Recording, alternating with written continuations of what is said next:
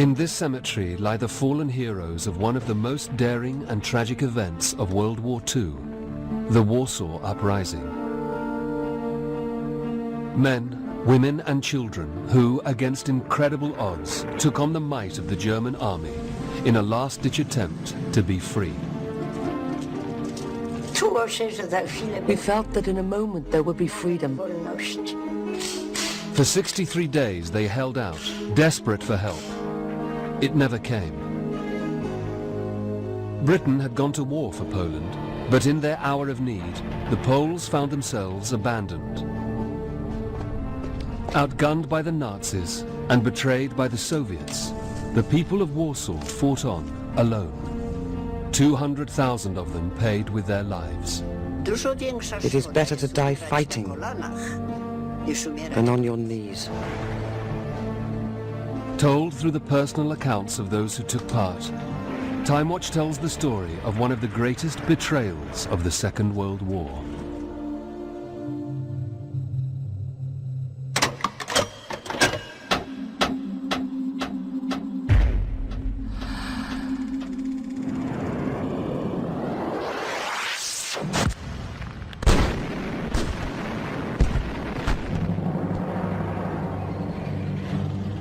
On the 1st of September 1939, German troops crossed the border into Poland.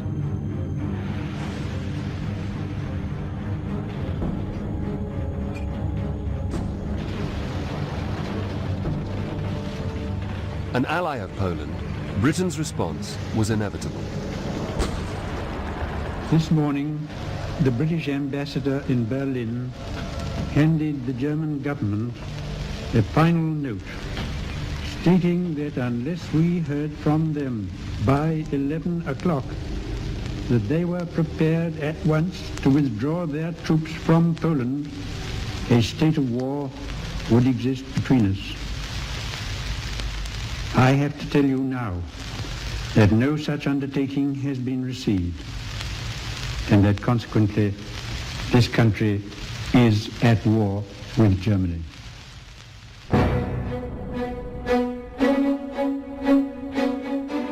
But Chamberlain's words were not yet matched by deeds. In what became known as the Phony War, British troops were mobilized, but it would be months before they would engage the enemy. The Poles, invaded from the west by the Germans and from the east by the Soviets, began 5 long years of brutal occupation. The Nazis had a plan for Warsaw. They wanted to replace the existing city with a new model town for Aryans.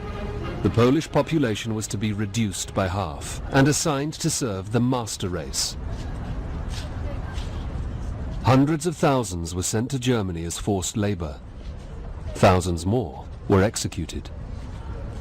There wasn't a house. More than that, there wasn't a stairwell where someone wasn't taken away in the night. And they'd be taken so you heard screams, moans, shots fired. The neighbors would hear and couldn't help. And another thing, today they come for him, tomorrow it will be for me. By early 1943, a third of the population of Warsaw had been killed or removed. And in April that year, all surviving Jewish people were slaughtered following a desperate uprising in the ghetto. The brutality escalated across the city. The Germans organized random roundups and public executions in the streets. When they brought the hostages to be shot, the people who were on the street were forced to watch. Barbara Bregman was barely a teenager at the time. In the beginning, they would call out "Long live Poland," and so on. But later they were gagged and couldn't say anything.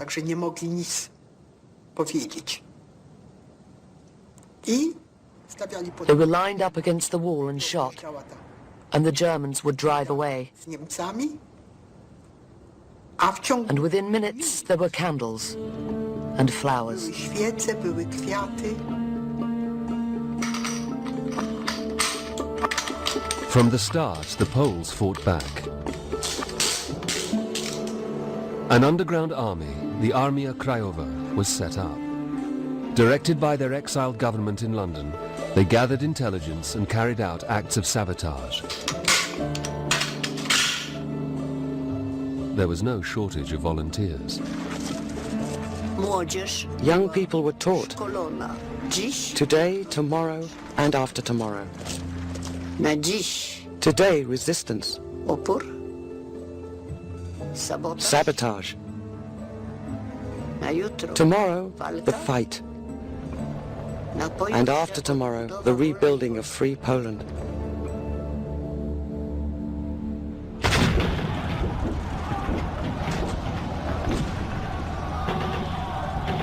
Beyond Poland's borders, the tide of war was turning at last.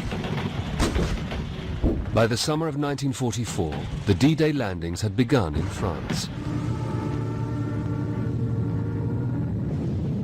To the east, the Soviets, having been attacked by the Germans, were now an ally of the West and were pushing rapidly into Poland. Everywhere, the German army was in retreat. For the first time, the Poles began to hope that they could be free again. The people of Warsaw watched and waited.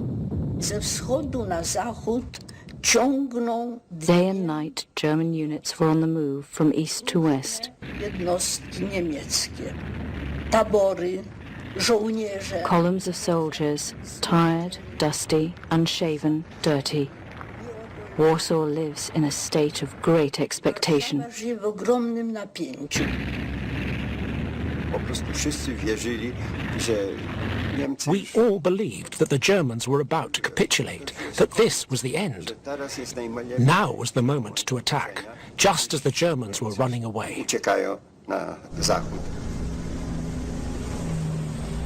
Chasing the fleeing Germans was the Soviet Red Army.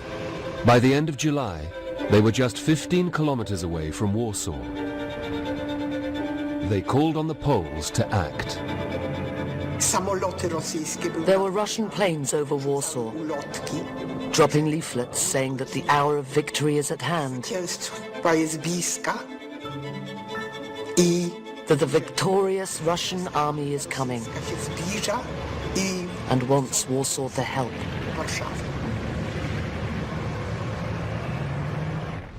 Radiostacje Soviet radio stations were broadcasting communiques encouraging us to fight. niemal wzywały It was a virtual call to arms. walki. But the Poles were suspicious, and with good reason. Stalin's secret intention was to bring the country under his own control. The Poles decided that the best thing to do was to meet the Soviet army as a free people by liberating their capital themselves. For the underground army in Warsaw, their moment had arrived. Hanka Kościa was assigned to a first aid post in the town center and was sent to collect identity armbands for her unit. I found the address, entered and gave the password, Warsaw, and she replied freedom. And then, very conspiratorially, she looked at me and said, "You know that we start at 5.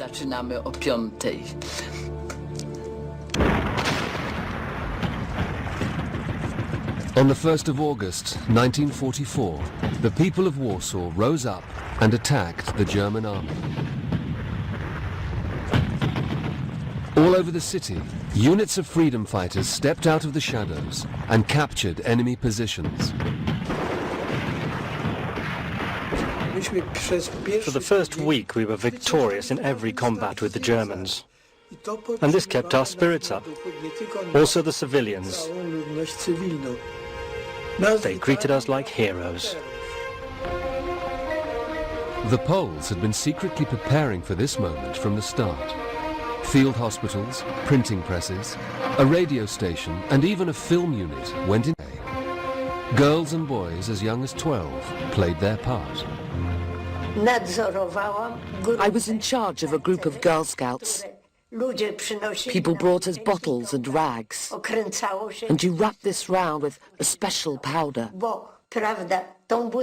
You grabbed the bottle by the neck. When a tank approached, we lined up, each with a bottle.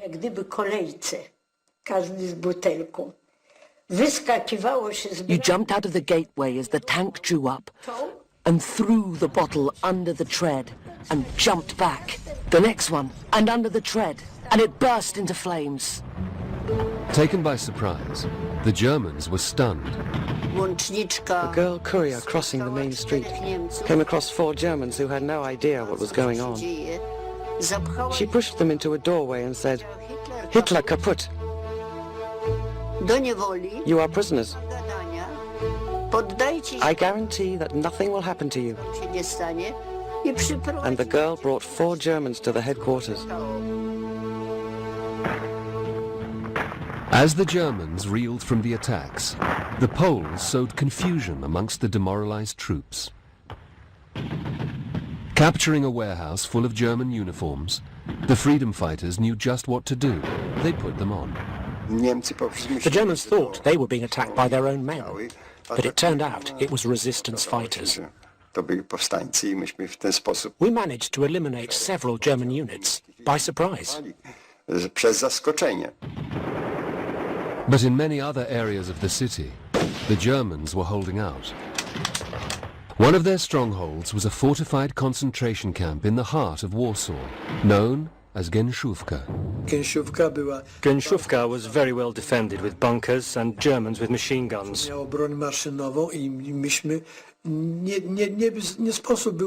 was no way we could succeed without tanks. Undeterred, the freedom fighters managed to capture 2 tanks and launched an attack. We seized Genshówka within the space of a few hours. It was such a shock and surprise for the Germans that we found a steaming pot of soup in the canteen. They'd evacuated so fast they hadn't had time to eat the soup or take it with them. We ate the soup. We freed some 300 Jews, and they gave us a great ovation. We had saved them from the jaws of death, literally. In just 3 days, half of Warsaw was in Polish hands. Overjoyed, everyone joined in to defend the newly liberated districts. People threw pianos onto the barricades, wardrobes. They brought their most precious objects so that the barricade would be as strong as possible. It was a wonderful moment, unforgettable. It lives on in us, this moment.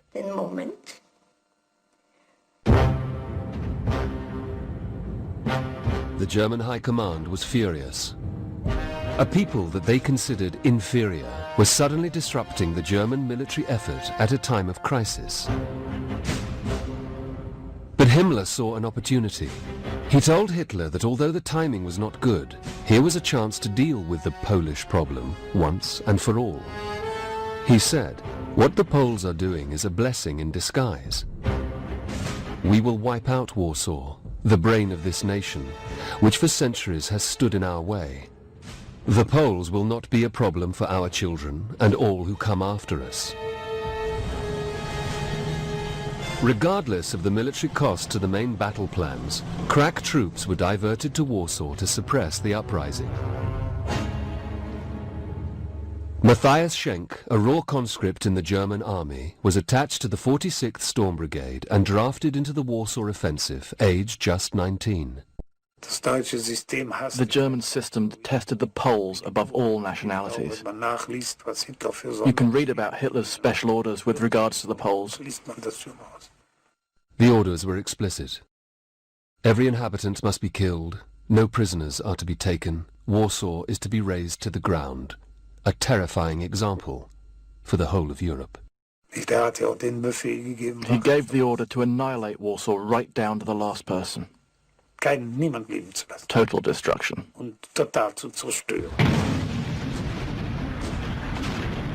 The attack was spearheaded by the notorious SS Brigade, consisting largely of criminals handpicked by the ruthless Oskar Dirlewanger.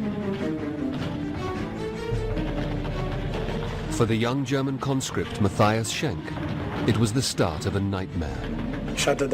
I looked in the houses and saw the dead lying on the stairs.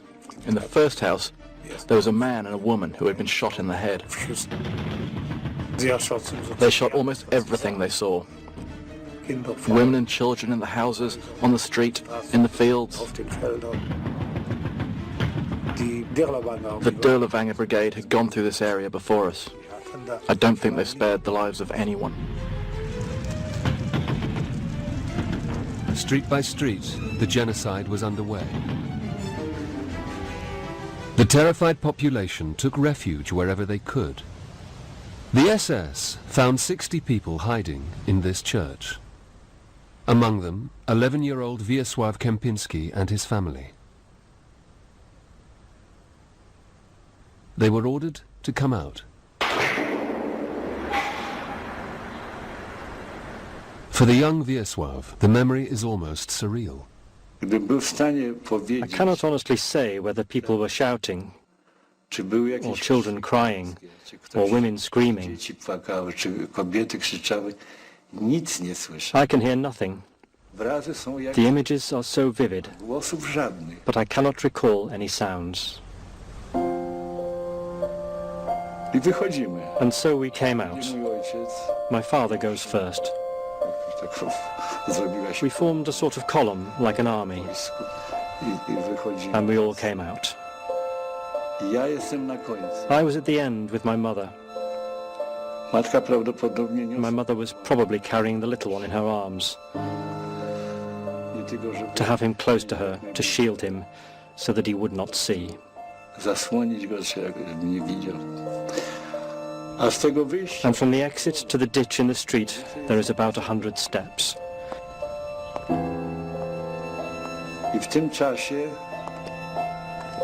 How long does that take? 10 minutes? 5 minutes?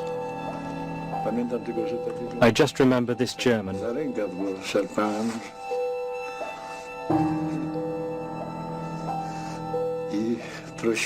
I tugged him by the sleeve and asked him not to kill us.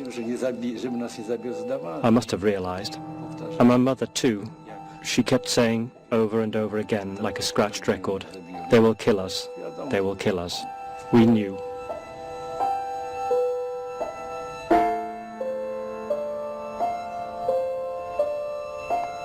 Everyone from the church cellar was executed, including Wiesław's father, mother, and baby brother. Only Wiesław survived. In the first 2 days of the German counter-offensive, 50,000 Polish civilians were slaughtered.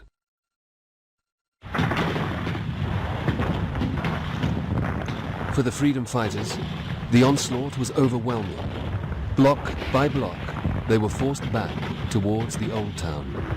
The shortage of ammunition was catastrophic. We did have captured weapons, but there was no ammunition. Just a few bullets per soldier.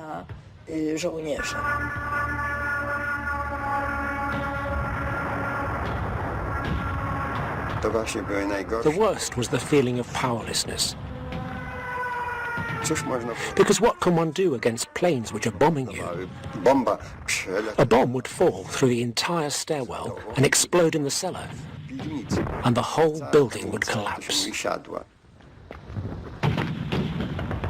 With few weapons, the Poles fought back in any way they could.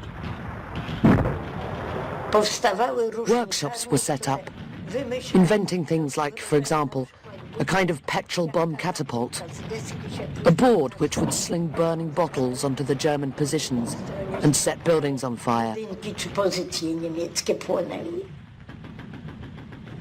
There were plenty of ideas. Anything to keep fighting and not give ground. But bravery and ingenuity enough. It was clear that without Allied help, the uprising was doomed. The uprising was only planned to last 3 to 6 days. Then we were absolutely convinced that we would be given help, that there was an Allied agreement. All along we believed that we would get help from the West, and also from the East.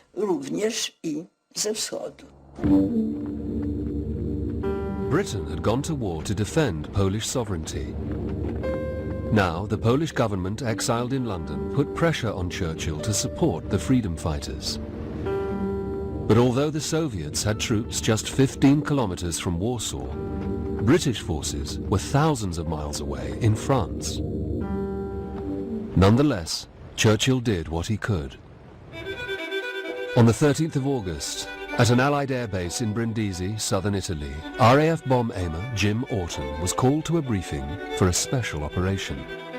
We went into a hut where there was the briefing to take place, and on the wall at the end of the hut was a very big map and a tape, a pink tape, going from Brindisi to Warsaw. Then we were briefed by an officer who told us, tonight you will not be dropping bombs, you will be dropping supplies in Warsaw, where the Poles have started an uprising. Well, we all thought, there's nothing we can do really. Warsaw is too far away. We'll never get there and back in one hop. Then we were briefed by a Polish officer. He addressed us in poor English. He said, for 13 days these people, they fight. If you will not help them, they die. That evening, a group of Liberator and Halifax bombers set off. 6 hours later, they reached the beleaguered city. What nobody had told us was that Warsaw was in flames. And when we opened the bomb doors, we could smell the smoke from the fires. Our crew of sergeants decided we were not going all that way to Poland to drop the supplies in the wrong place, to drop them so the Germans could get them. And we spent 50 minutes flying around over Warsaw while other aircraft were being shot down. We climbed up a little higher so we could have a better view of the whole of the city, and counting the bridges of the Vistula, we decided where Żoliborz was, which we understood to be in the hands of the insurgents, the Poles, and I dropped the supplies there. Jim's crew turned for home. When we landed at Brindisi, taxied to the end of the runway, and then the engines spluttered and conked out. We were truly out of fuel. Jim had made it back. Just. But 256 of his colleagues were not so lucky. If the missions could be run from bases on Soviet-held territory, in Poland itself, the operations would be far less risky. Captain Hugh Lungi, a member of the British military mission in Moscow, approached the Soviets for permission. I was on the telephone every day trying to get meetings with the Soviet authority, with the Ministry of Defense, and particularly our Air Force people, in order to demand landing rights in the territory held by the Red Army near Warsaw. Polish territory, but held by the Red Army. We weren't given an answer. Nobody, neither our ambassador nor our head of the military mission or anybody, was given any particular reason why these rights should be denied to our aircraft, who are, after all, helping not only the Poles, but in a sense we're helping the Red Army. All we got was this, well, perhaps we'll let you know. And then, no, we were refused. The reason was simple. Stalin's plan was not to help create an independent Poland, but to take control of it himself. Only the freedom fighters, loyal to the Polish government-in-exile in London, stood in his way. With the Germans wiping them out, the last thing Stalin wanted was the Allies, coming to their aid. And he knew that Churchill could not insist. 9 months earlier, the future of Poland had been conceded to the Soviets as an incentive to keep Stalin fighting on the side of the Allies. Winning the war against Germany was the bigger goal, and the Poles would pay the price. Driving the Germans out, this is what we all wanted, including the Poles themselves. But all talk of an independent and free Poland was castles in the air, as they say. It was really a pipe dream.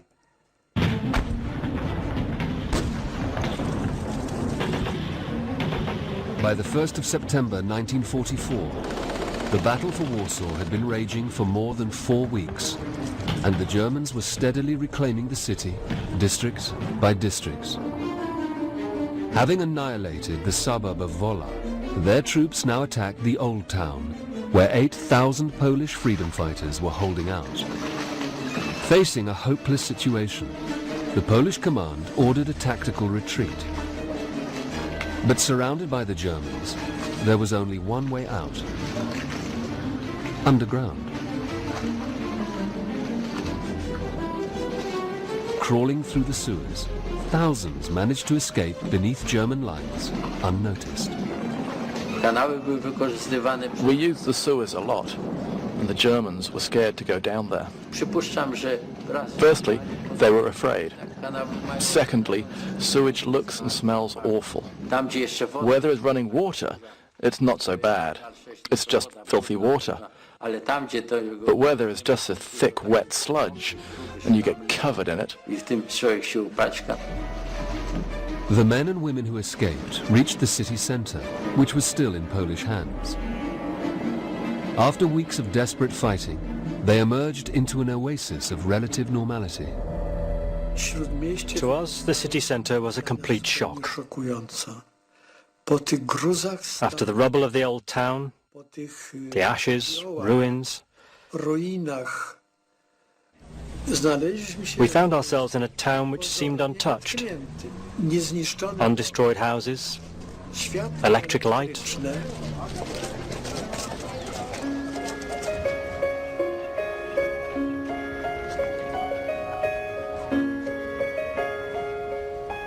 In the few remaining pockets of Warsaw still in Polish hands, people managed to enjoy some precious freedom. Though the battle for Warsaw's future raged only streets away, here there was time for the most ordinary of pleasures. Friends met, read papers printed by the free press, children played on the streets. People even found the time to marry. My friend from another unit was engaged before the rising. She and her boyfriend had a normal wedding, married by a priest. Nobody thought about tomorrow. Although some 5,500 freedom fighters had escaped through the sewers, they left behind over 2,000 soldiers too wounded to move, along with 35,000 civilians.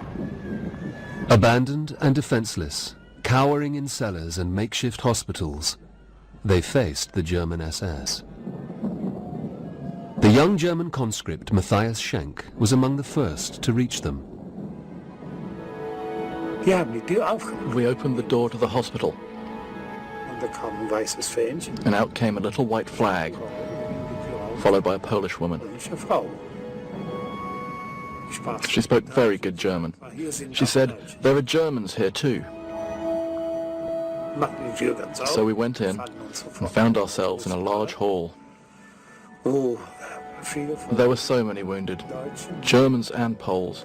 The German wounded called out to us not to harm the Poles. Then Derlevanger's men came in and mowed them all down in their beds. No difference.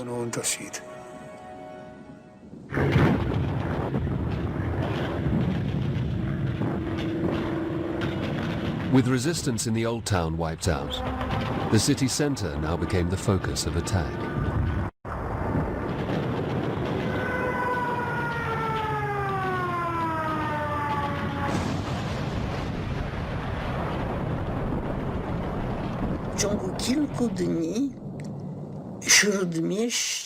In the space of a few days, the city centre was a pile of rubble, with ravines marking the places where there had once been streets.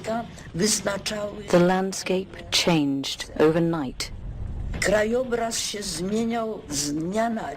The skyscraper in Napoleon Square, which used to tower over Warsaw, was just a smouldering skeleton. Dogasającym szkieletem.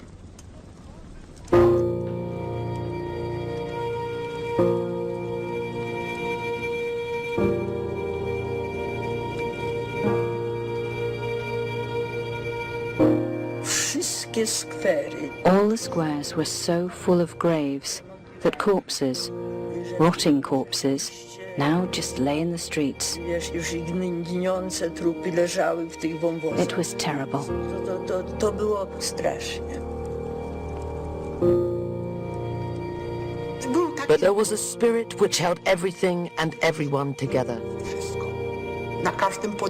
In every courtyard there was an altar, and when the shooting stopped, crowds of soldiers and civilians would attend mass.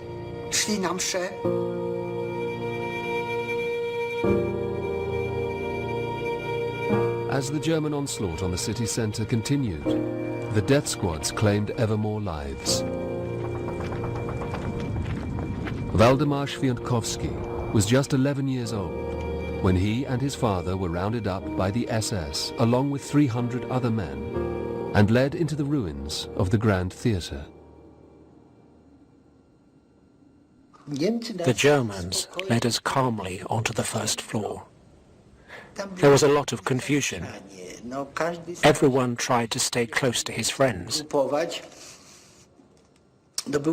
was noisy. The Germans called us to order, but somehow this didn't work. They began firing at random into the crowd. It became quiet.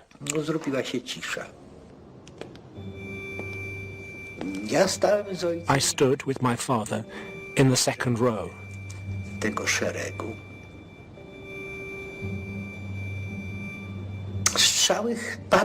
The shots were fired from Theatre Square, where there was a machine gun firing through a missing wall. I tam strzelano do nas przez ten brak ściany.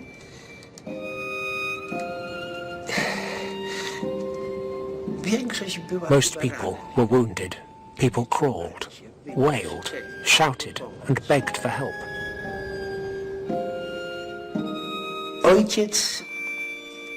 I remember my father was sobbing.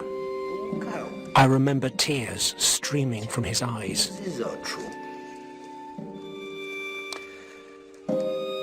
I remember that he said to me, "Go away from here." He didn't say run. He said, "Go away." He let go of my hand. I left. It seems the Germans didn't notice. I began to run. I heard firing. I heard screams. I walked away because I did not have a grown-up's imagination. I was simply carrying out my father's order to leave. I didn't fully understand the situation. Those who remained seemed hypnotized, in a state of shock. They stood calmly, waiting for death.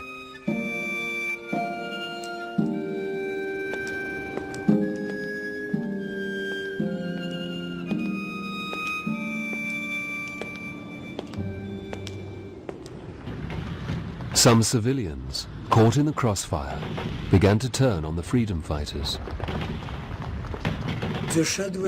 I entered a cellar full of civilians, and I remember a mother showing me her child, whose face was burnt.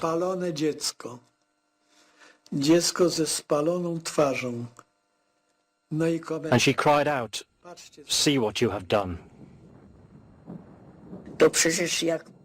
And their curses flew at me like bullets. So you wanted an uprising, did you? That was a very difficult experience. Bardzo ciężkie przeżycie. After 40 days of bloody fighting, the Polish underground army now faced the prospect of defeat. With great reluctance, they began to negotiate terms of surrender with the Germans. Throughout the uprising, the Soviet Red Army had stood idly by just 15 kilometers from Warsaw. Now, as the Poles were about to give up, they made a move. Soviet planes appeared over Warsaw and bombed German positions in the eastern suburb of the city. But though he now encouraged the Poles to keep fighting, Stalin still had no intention of saving them.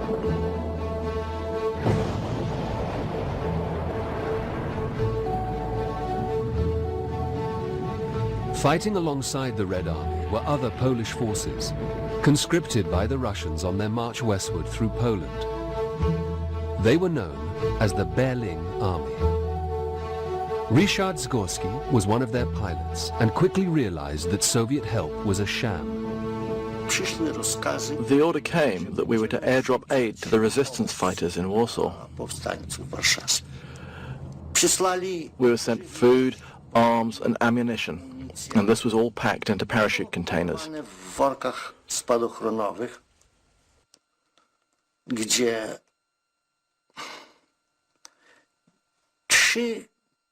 A few days before the airdrops were to begin,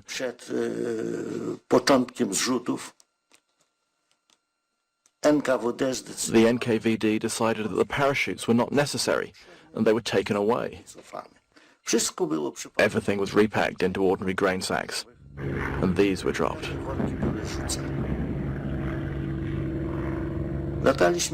We flew relatively low, but so what?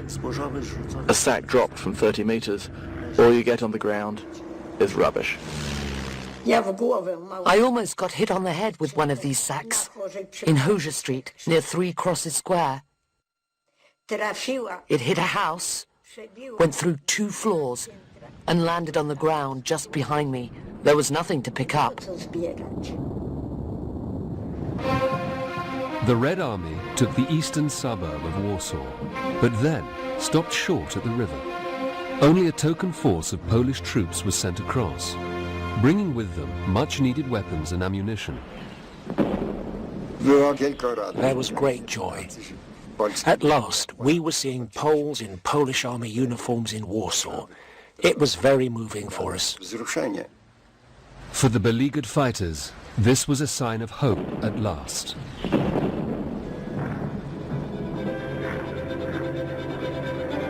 Polish hopes rose even further when, a few days later, it seemed that help was also coming from the west. On September the 18th, more than 100 American planes flew over Warsaw. Suddenly, in broad daylight, the sky is roaring. It was amazing. Hundreds of planes flying over. They flew 4, 8 abreast, in line, plane after plane. Quite simply joy. People ran out into the streets whether they were being shot at or not. We thought that real help was coming for Warsaw. But by now, the Poles held so little of their city that it was impossible to target them precisely. Of the thousands of tons of supplies dropped, only a fraction reached the freedom fighters. Most fell into German hands. The Americans did not return. Jubilation soon turned to despair. On the riverbank, the Berlin troops sent over by the Russians were fighting for their lives. We are under fire. The Berlin troops are terrified. They are country boys who had been forcibly conscripted.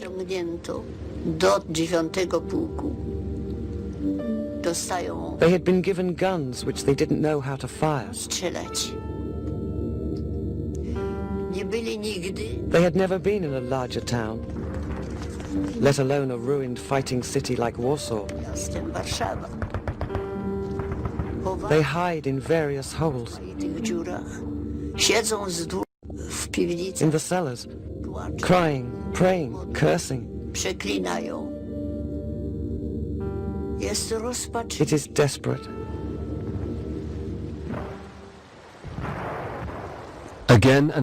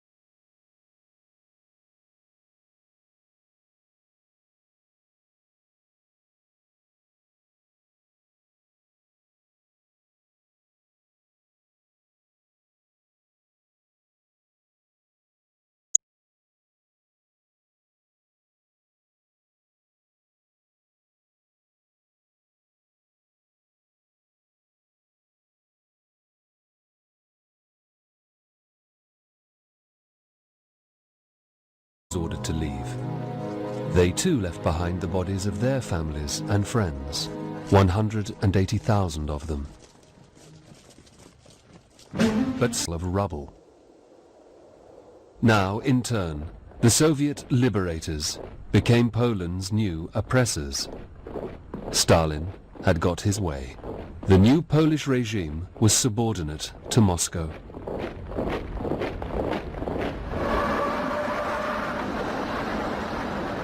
The freedom fighters who had survived the Germans were now rounded up by the Soviets.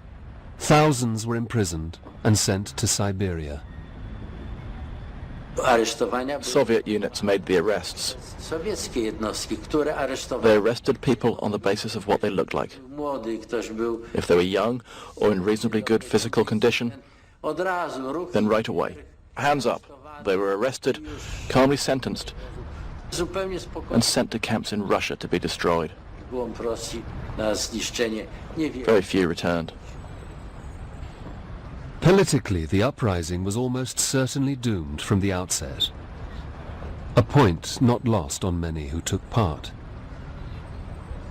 It's very difficult to come to terms with the fact that the most important event in my life, which this certainly was, that it was pointless and possibly harmful.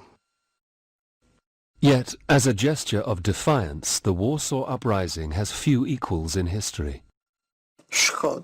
It is a great shame, but it is far better to die fighting than on your knees.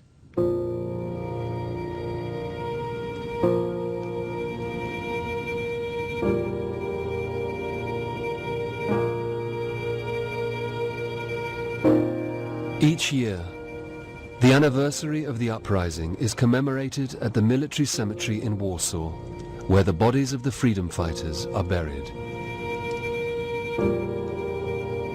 Abandoned and betrayed, they had sacrificed their lives in the cause of freedom, a freedom which would be denied their people for more than a generation to come.